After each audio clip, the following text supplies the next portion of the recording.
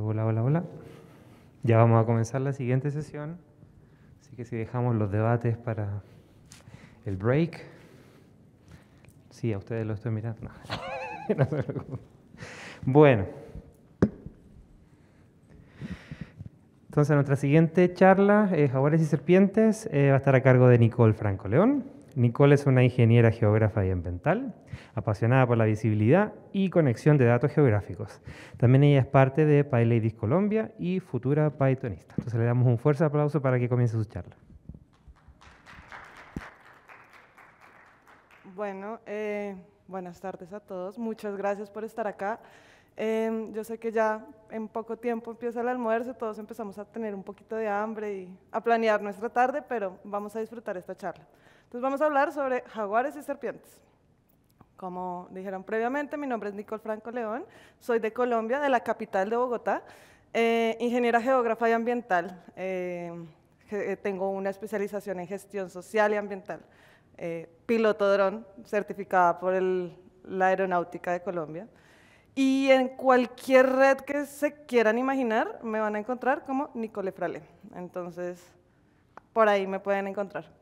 ¿De qué vamos a hablar? Vamos a hablar un poquito de telemetría, vamos a hablar un poco de conservación, de jaguares, de Python, de datos. ¿Y de qué no vamos a hablar? No vamos a tratar mucho sobre imágenes ni satelitales, no va a haber código muy avanzado, tampoco va a haber mucho desarrollo. Entonces, vamos a empezar, ¿qué es la telemetría? Entonces, pues etimológicamente hablamos de tele como algo que quiere decir a distancia y metría es de métricas. Entonces, la telemetría es una herramienta que ha sido utilizada y en este caso vamos a hablar puntualmente a nivel de telemetría de fauna y es utilizada para rastrear los movimientos y entender el comportamiento de ciertos individuos. Entonces, en este caso, para lo que vamos a hablar, es importante tener en cuenta tres cosas que vamos a entender y pues usualmente el objetivo es entender los patrones de movimiento, vamos a entender el uso del hábitat de los individuos y de esta manera podemos hacer estimaciones de muchos factores y variables y entre ellos de rango de hogar. Entonces, hay varios tipos de telemetría y de los dispositivos que utilizamos para captar estos datos. Los principales son tres. Entonces, tenemos VHF, que es telemetría por tierra, y lo que hace es utilizar ondas de radio de muy alta frecuencia, por eso es VHF, Very High Frequency. Entonces, lo que hace es que el bichito, el individuo, va a tener un transmisor y va a emitir unas ondas de radio, y el receptor es como aquí vemos en la imagen, alguien con una antena que lo que va a hacer es amplificar estas señales e identificar dónde está. También tenemos el tipo de PTT y es telemetría por satélite. Entonces, aquí hay unos terminales que lo que hace es que capturan la información que van a recoger una serie de red de satélites. Y finalmente están los de GPS, que son telemetría por los sistemas de posicionamiento global. Entonces, en esta también hablamos de redes de satélites que se triangulan y encuentran y determinan una posición exacta. Entonces, ¿cómo se reciben los datos en los tipo VHF? Pues son observaciones directas, es decir, dependemos del observador. Y lo que hacen es que se hace una estimación por triangulación. Entonces está el observador con su antena, va caminando, recibe la señal y tiene que encontrar mínimo 3 señales de ese dispositivo con unos datos específicos como lo de la ubicación y el azimut de la señal. Entonces así hacen un triángulo y registran qué es lo que ven. Entonces aquí el problema es que el error está sujeto al observador y pues se hacen unos registros en campo como vemos al lado izquierdo donde hablan de si fue una observación directa, es decir, vieron al individuo directamente o hicieron una triangulación y hay ciertos datos de requerimiento que los esenciales son los de ubicación. Para la recepción de datos PTT, es decir, que dependemos de una plataforma, lo que hay es que el transmisor está linkeado a una red de satélites. Entonces, las redes de satélites, hay muchos y ellos pueden oscilar a nivel longitudinal o latitudinal. Y usualmente para este tipo de información van de polo norte a polo sur. Entonces, cada vez que pasan varios satélites y recojan la información del transmisor y más de 3 de ellos puedan decir dónde está ubicado, hay un registro. Entonces, cuando hay un registro, se suben a una plataforma y la plataforma va a dar información básica de este registro. Entre ellas, pues la ubicación, puede decir qué tan preciso es. Entonces, si 3 satélites toman la señal, la precisión no es tan buena. Si hay más de 3, entonces dependiendo del nivel de satélites, pues va a haber mayor precisión y pues en ello pues podemos trabajar con información más certera. Finalmente, bueno, para la recepción de los datos de PTT, como les comentaba previamente, hay una plataforma de gestión de datos y esta información nos la dan en un tipo CSV. Entonces, el error en este caso está sujeto a la triangulación de satélites, además de las condiciones geográficas. Entonces, si hay mucha nubosidad, pues no vamos a tener una buena recepción de datos. Si de pronto el individuo está pasando por una zona donde hay grandes rocas que puedan emitir algún tipo de, digamos, frecuencia electromagnética, también puede generar error. Entonces, aquí ya empiezan a haber otros factores pues, fuera del componente como de tecnología. Y finalmente la recepción de datos de GPS, ellos también necesitan una plataforma para gestionar estos datos, pero el problema, y aunque esto nos da una mayor precisión, es que la información queda almacenada en el dispositivo. Entonces, si un dispositivo es netamente GPS y se pierde, se perdió toda la información. Entonces, ¿qué pasa? Aquí para los GPS usualmente lo que hace es complementar. Entonces, hay dispositivos que son VHF y GPS, o PTT y GPS. Para no perder información, estos dispositivos son extremadamente caros y entre más pequeños y de pronto tienen otro tipo de características, pues más costosos se empiezan a hacer. Bueno, y entonces, ¿por qué hablamos de jaguares? Pues este individuo que estamos viendo es un macho juvenil y se entró a una finca ganadera pues a comerse las vacas. Entonces, eso sucedió en el norte de Colombia y porque ahí hay un gran conflicto entre los ganaderos y este tipo de animales, pues ellos ven comida y los ganaderos ven pérdida económica. Entonces, afortunadamente es una zona donde ha habido como educación ambiental y lo que hicieron fueron tomar y tratar como de encerrar al jaguar, llamaron a las autoridades ambientales y ellos pues hicieron ya ciertos procedimientos. Entonces tomamos el jaguar, como era juvenil, nos tocaba pesarlo y tener cuidado porque estos collares son muy pesados y tienen pues ciertos parámetros para poder marcar un individuo. Entonces, el peso máximo que debe tener es el 10% del individuo. Entonces, teníamos que tener ciertos controles para poder marcarlo. Entonces, se marcó y se liberó en una zona pues, cercana a donde ellos estaban y donde se encontró y pues donde saben que habitan este individuo. Entonces, pues ya al marcarlo, no es marcarlos por marcar, es muy costoso, tuvimos como por decirlo así, la oportunidad de marcarlo porque no es fácil capturar un jaguar.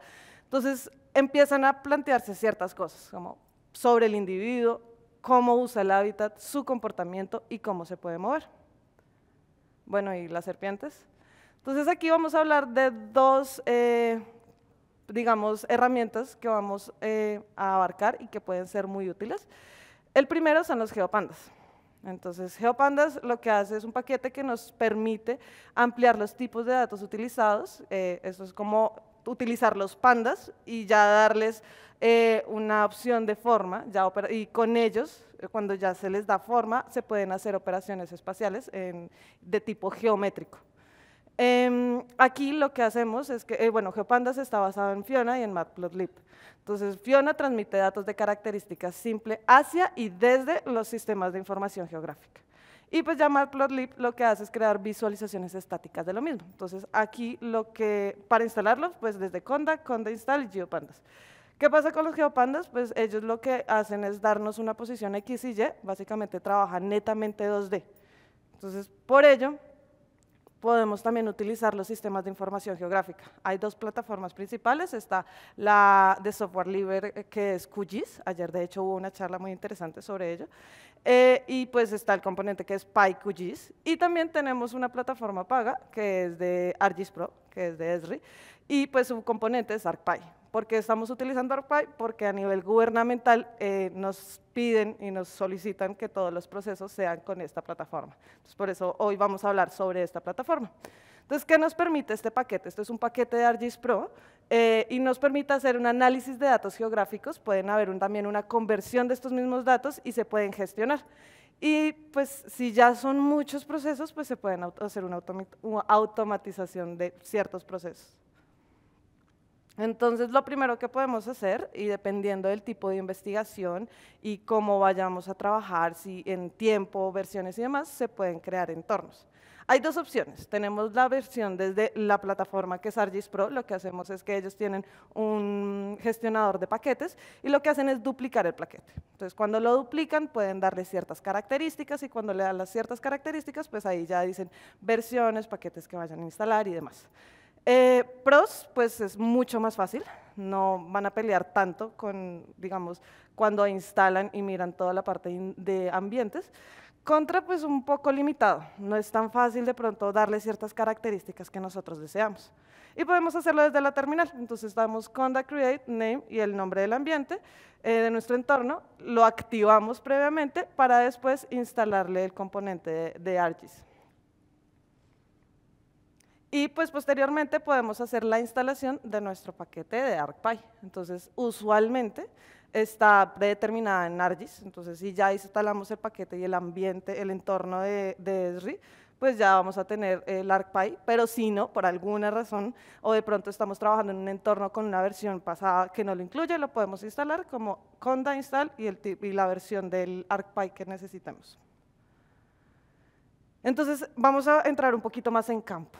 Esto es Telonix y de ahí tenemos toda la información del jaguar, desde que se marcó hasta que dejó de emitir.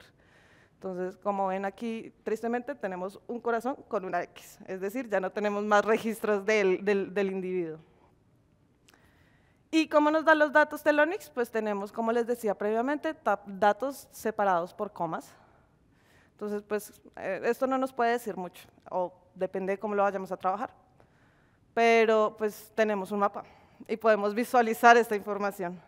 Entonces, ¿cómo podemos trabajar? Pues vamos primero a importar los módulos al sistema dentro del mismo ArcGIS y lo que vamos a hacer es importar ArcPy. Posteriormente vamos a establecer la configuración del entorno. Nosotros ya creamos nuestro entorno y también vamos a hablar dónde vamos a trabajar y dónde vamos a alojar la información que vamos a generar. Entonces, en este caso, pues es mi escritorio y en una carpeta que se llama ejemplo. Y después vamos a establecer ciertas variables. Entonces, vamos a llamar al módulo ArcPy, el gestionador, y vamos a decir que todos los puntos de tipo X y Y me lo pasé de una tabla a un punto. Es decir, ya vamos a tener información geográfica y espacial. Llamamos el input, que es el nombre de la tabla, el output, como le vamos a poner, y los dos parámetros en este punto importante. Hay muchísimos más variables, pero en este caso lo que nos importa es su posición X y Y, es decir, nuestra longitud y nuestra latitud. Y así lo vemos.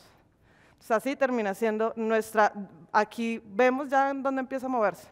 Entonces ya lo primero y lo principal salió de Colombia y se fue para Venezuela. ¿A través de qué?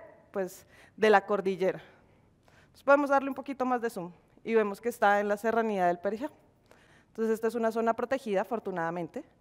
Y pues ya podemos de pronto, estas son las facilidades que a veces nos da los mismos sistemas de información geográfica. Entonces, si ven en esta parte, ya está clasificada por fecha y pues le podemos dar patrones de colores para que sea más visual para nosotros. Cuándo se movió, en dónde se movió, qué pasó. Pero pues esto nos damos cuenta que se movió, visualmente y a escala de pronto no podemos identificar qué tanto se movió. Entonces vamos a hacer algo y es que vamos a hacer un aproximado de cuánto se movió. Entonces vamos a pasar estos puntos, que era un registro que tomaba máximo cada 6 horas, y vamos a convertirlo como en una línea. De esta manera vamos a poder saber más o menos cuánto se movió por día, y dependiendo de eso también podemos determinar ciertos comportamientos.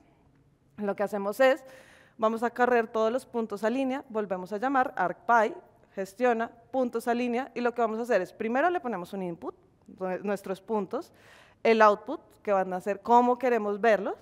Posteriormente hay varios campos opcionales. Entonces podemos decir, si de pronto hay un campo que nos dice, no sé, cuánto se mueve, entonces ese podría ser opcional. O si hay un orden específico, pues también puede ser opcional y tenemos la posibilidad de hacerlo. Si de pronto es un circuito, podemos cerrar la línea. Si hay un método de construcción de la línea, podemos asignarle todas estas variables. Entonces, cuando le decimos, sí, dame esa línea, esto es lo que vemos, tenemos el recorrido. Hay que aclarar que pues esto es una gran aproximación, porque pues seguirle el paso a un jaguar no creo que sea muy seguro, pero pues nos puede dar una aproximación de cómo se comportan. ¿Y qué podemos ver? Entonces vemos, digamos, aquí al lado izquierdo una tabla donde nos está diciendo más o menos semanalmente cuánto se mueve. Podemos ver que lo mínimo es del 13 kilómetros, lo cual es un montón, y lo máximo es del 42 kilómetros. En esos 42 kilómetros lo que se puede concluir es que de pronto está buscando presas. Entonces, cuando más se mueve es cuando está buscando alimento. Entonces, ahí vamos a empezar a entender el comportamiento del individuo. Y especialmente también vamos a saber cómo, ok, está muy estático en una zona, no está tan estático en otra zona. ¿Qué más podemos preguntarnos? ¿Cómo usa el hábitat? Para ello podemos mirar densidades de puntos. Entonces, para ello lo que necesitamos es del mismo ArcPy, vamos a importar un ambiente especial donde va a correr una densidad de kernel. Y en ella le vamos a dar también un montón de parámetros, tenemos el chance de darle muchos parámetros. En este caso solamente le vamos a poner nuestros puntos, cuál va a ser el output y el tamaño del píxel. Entonces el tamaño del píxel de este kernel depende de cuánto se mueva el individuo. El tamaño del píxel de un gran mamífero no va a ser el mismo que de pronto de uno pequeño, porque pues no es comparable y la resolución va a ser diferente y eso nos puede marcar pues áreas diferentes que son problemáticas si no diferenciamos. Nos da también, si de pronto un punto fuera más de un registro, darle chance, darle un peso a este punto. Si de pronto tiene una búsqueda de radio del punto, entonces tenemos muchas variables que vamos a darle. En este caso lo que le vamos a dar es el tag, el tamaño del píxel, nuestra unidad de medida que van a ser hectáreas, vamos a aclararle que debe ser una densidad y que la manera como lo va a calcular esa densidad es como si fuera un plano. Entonces, esto es lo que nos dio. ¿Qué podemos ver? Le gustan las zonas altas, pero la zona que más le gusta es la inmediación entre la sierra y una zona baja. Cuando nosotros lo vamos más a detalle, ahí hay predios ganaderos nuevamente. Entonces, ¿qué está buscando? Está buscando comida y refugio, que son las zonas altas.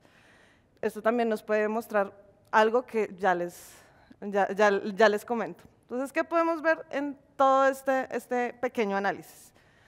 Pues que los datos son muy útiles, pero son costosos y dependemos muchísimo de la tecnología. Un collar de esto puede costar miles de dólares. O sea, si me devuelvo un montón, esto, no, ¿dónde estás? Esto es un tag, también lo que vemos aquí en la mitad. Se utiliza para marcar delfines. Cada uno de ellos puede costar alrededor de $5.000. Y máximo, su vida de uso máxima puede ser de 5 meses y después se pierde. Entonces los datos son muy costosos. Entonces hay que utilizarlos sabiamente y saber cómo gestionarlos. Ay, me pasé. Y la cantidad de datos a veces no es tan buena. Entonces hay que mirarlo con lupa cada uno de estos datos porque como les comentaba, dependemos, a veces este amigo se metía debajo de los árboles y no teníamos datos durante 2 días. Entonces este tipo de cosas toca considerarlas. Y la confiabilidad de los datos, hay que ser muy meticuloso de cómo tratamos ello. Pero también tenemos que, estos datos nos dan el chance de hacer unas preguntas muy importantes, como son la espacialización de los datos. Cuando empezamos a ver cómo se observan los datos, podemos entender qué pasa. Pues les comento que ese gran punto rojo es que empezó a emitir siempre desde un punto y dejaba de cambiar. Y pues él se movía 15 kilómetros semanales, pues cuando dejó de moverse es cuando uno dice, ¿qué pasó acá? Y pues posiblemente murió el jaguar, de pronto en el mismo conflicto entre los ganaderos, pues pueden morir, porque lo más fácil es matar a lo que me está amenazando a mí como persona que habita la zona. Entonces es muy provechoso poder ver la espacialización de los datos, entender qué pasa con ellos, cómo se mueven. Y pues ver muchos datos es muy interesante, pero si ya los veo visualmente, pues me da mayor información. Podemos también hacernos preguntas muy importantes sobre el comportamiento y manejo de los mismos. A veces el comportamiento de los datos nos puede dar muchísimo más si lo vemos también a nivel espacial. Y el componente geográfico, pues el componente, en todo lo que en este momento ustedes puedan hacerse una pregunta, en todo va a haber algo de geografía. Y no hablamos geografía netamente como cuáles son los ríos sino geografía de cómo se comporta el ambiente, el entorno. Y bueno, hablando de conservación, ¿se puede hacer conservación? Pues sí, sí es posible. Y Python puede ser una herramienta muy interesante para poder analizar estos datos. Pero pues a partir de ello ya pues tenemos los datos, tenemos conclusiones, que es importante pues empezar a gestionar estrategias que puedan ayudar a conservar especies centinelas como es el jaguar. A estas especies como del tope se les llaman especies sombrillas, porque cuando ellos están bien nos pueden decir que todo lo de abajo está bien. Si no hay tanto, pues de ahí para abajo está flaqueando nuestro ambiente. Entonces, a partir de ello, con estas estrategias podemos empezar a tener visión multiescalar, es decir, a una escala local o más regional, porque pues si se dieron cuenta, los límites político-administrativos para ellos no existen. Entonces, tenemos que tener otro tipo de visión y también multitemporal. Y también toca tener en cuenta muchas variables que están involucradas, como desde el componente biológico, como también el componente antrópico. O sea, afortunadamente la comunidad que encontró la primera vez al jaguar y tuvo este conflicto, pues había trabajado con una ONG en la que yo estoy y pues se les hace una capacitación para saber cómo proceder. Entonces, no vamos a decir cómo es bueno, es malo, sino hay muchas variables involucradas y toca tener en cuenta para estos procesos de conservación. Muchas gracias a todos por estar acá y feliz Día de la Tierra. Entonces, que tengan un bonito día y cualquier duda, aquí estoy. ¿Alguna pregunta? Tenemos... ¿Sí? En este caso, el jaguar ya no se supo y ahí quedó. Sí, no tuvimos más registros. Hasta enero de este año seguimos tratando de hacerle seguimiento y de recuperar el collar, porque posiblemente el collar tiene más información de la que la misma plataforma nos puede dar, pero pues es aún más complicado, ya digamos para nosotros como investigadores, ir a otro país y pues pedir permiso para buscar un collar. Pero sí, nosotros pensamos que, porque estuvo mucho tiempo rondando alrededor de una finca ganadera, entonces pues suponemos que algo desafortunado sucedió. Y no es posible que se lo quitó. Todos los tags usualmente tienen diseño de autoliberación, entonces cuando se les acaba la batería, el mismo tag se suelta del individuo, pues garantizando el bienestar del mismo.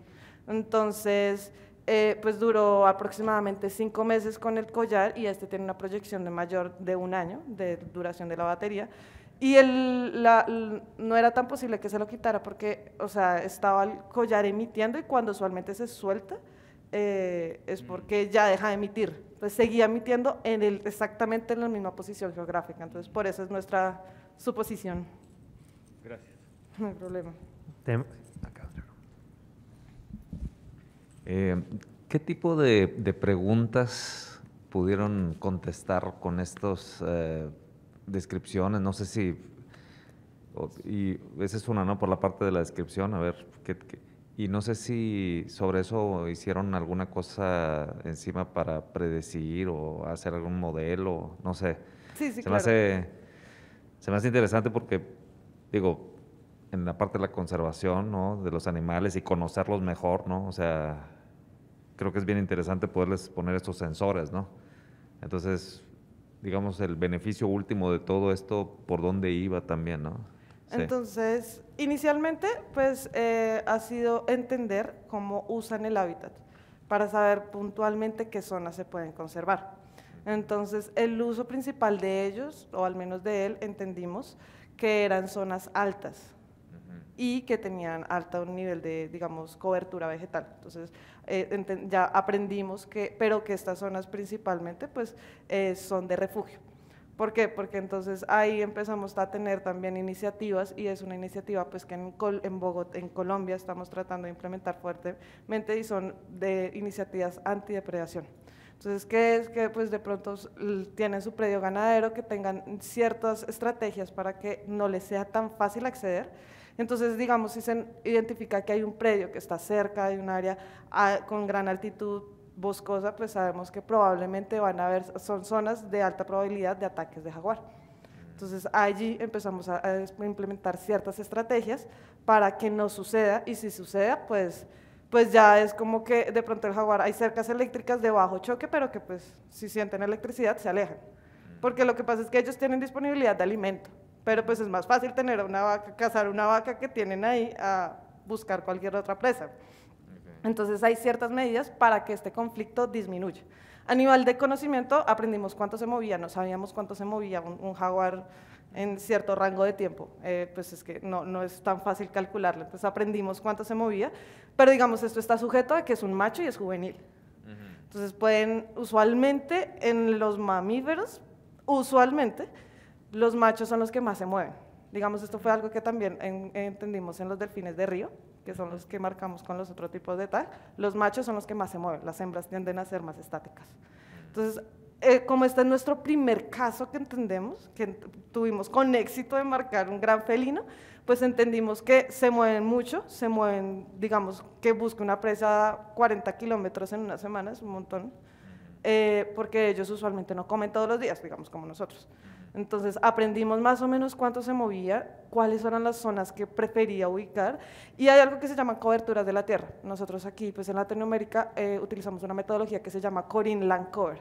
Entonces ahí tú puedes clasificar ciertas coberturas y a partir de la cobertura puedes correr modelos de cuáles pueden ser los posibles corredores que utiliza el punto A o un punto B. Entonces, estamos de hecho en este momento corriendo ciertos modelos para entender cómo se está moviendo y cuáles son sus puntos de conexión. Hay otro factor que son las áreas de conservación. Entonces, la sierra o la serranía de Perijá, hay algunas zonas que son declaradas como áreas de conservación y pues usualmente en estas zonas ellos prefieren estar porque no hay ninguna amenaza. Entonces, esos son algunos de los factores cuando uno corre ciertos modelos. Lo que tomamos es como factores antrópicos, como unas áreas de conservación porque son declaradas por las personas, ya factores geográficos como disponibilidad de agua, coberturas de la tierra y también registros de fauna que pueden ser posibles presas. Entonces, eso es otro factor de los modelos, en donde se pueden identificar como sus corredores de movimiento y ahí ya uno determina como zonas de conservación y ya pueden hacerse de pronto ciertas políticas para que, ejemplo, los dos gobiernos empiecen a tener ciertas áreas comunes en donde, y ciertas estrategias para conservarlos. Ok, muchas gracias. Con gusto. ¿Alguna otra pregunta? Todavía tenemos un par de minutos. No, yo tengo una pregunta. Bien. El valor de estos dispositivos, ¿existe alguna iniciativa considerando, por ejemplo, ahora el desarrollo que lo que son microcontroladores con Python, o de que vemos, no sé, todos los días gente que pone estos tags en su, no sé, en su suitcase para ir ahí a donde está? ¿No existe ninguna iniciativa que esté intentando desarrollar una alternativa más barata a este tipo de dispositivos? ¿Tú conoces alguna o algo que intentando reducir el costo de eso? Pues realmente yo personalmente no conozco. ¿Qué pasa? Es que muchos de estos transmisores necesitan unas características puntuales. Entonces, si son para ellos, se busca que sean, digamos, transmisores que la batería les dure un montón de tiempo, no que de pronto estén con un dispositivo que no funcione, entonces que tengan una larga duración de la batería, que usualmente es lo que más pesa, y también como su manera de poder triangular y que no pierdan señal fácilmente. Entonces, esto es un gran, digamos, reto.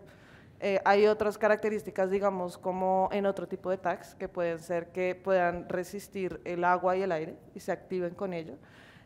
Hay otros que inclusive puedan leer, y dependiendo del animal, que puedan leer la frecuencia cardíaca, la temperatura. Entonces, todo este tipo de cosas empieza a sumarle. Entonces, hasta el momento yo no conozco una puntual que diga como, sí, tiene chance. Lo bueno es que cada vez van reduciendo de tamaño, pero pues eso va aumentando precios.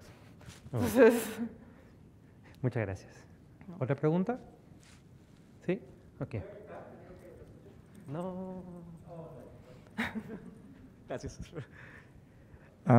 De pronto, como siguiendo esa iniciativa de tratar de hacer las cosas más escalables y menos costosas, ¿existe alguna iniciativa que trabaje con estos datos de manera abierta? ¿Ustedes suben estos datos a algún portal de manera abierta que otras personas los puedan revisar, los puedan analizar o puedan contribuir otros datos que ellos tienen también o algo así? Pues inicialmente, como esto ha sido como el primer jaguar que se ha logrado marcar, primero se están analizando los datos y posteriormente si hay plataformas a nivel, pues yo hablo digamos a nivel Colombia, hay plataformas donde uno puede subir esta gran cantidad de datos. Entonces sí hay iniciativas, de hecho hay otros individuos que es mucho más fácil marcar y tenerles seguimientos. Un ejemplo son las tortugas.